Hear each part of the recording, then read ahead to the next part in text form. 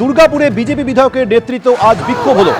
আসানসোল দুর্গাপুর উন্নয়ন কর্তৃপক্ষের অফিসের সামনে আজ বিক্ষোভ প্রদর্শন করা হয়।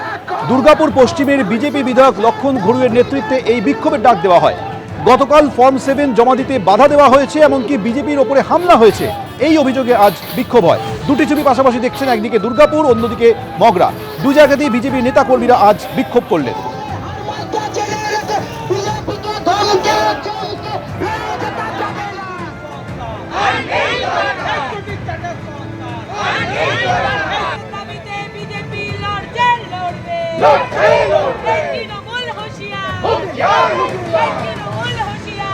বাংলার মানুষ 15 বছর অশান্তি ভোগ করছে।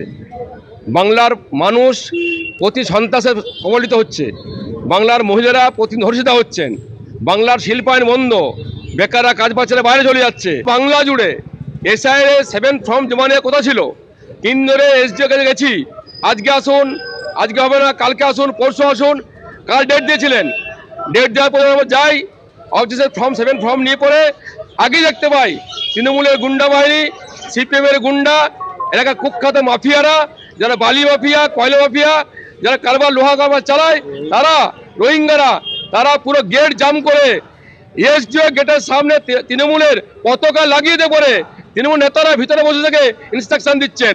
কি কারণে মগরা উত্তপ্ত হয়ে উঠলো সেই ছবি এবার আপনাদের সামনে রাখবো। কয়েকদিন ধরেই আপনারা দেখতে পাচ্ছেন ফর্ম 7 ঘিরে রাজনৈতিক বিতর্ক, রাজনৈতিক চাপানোতর একেবারে তুঙ্গে। গতকাল ফর্ম 7 জমা দিতে বাধা ও বিজেপির ওপর হামলা চালানো হয়েছে, এমনটাই অভিযোগ। আর তারই প্রতিবাদে বিজেপি মগরা থানা ঘেরাও করে অভিযান করে।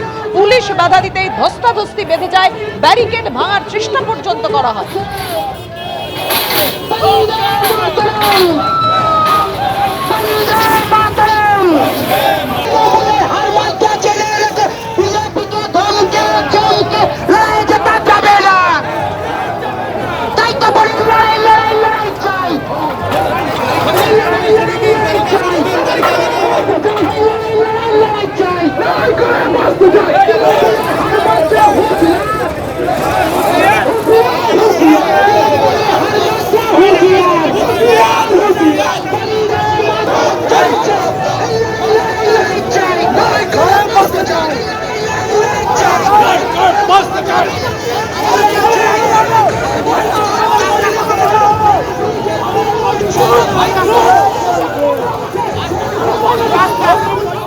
এবিপি আনন্দ, এগিয়ে থাকে, এগিয়ে রাখে।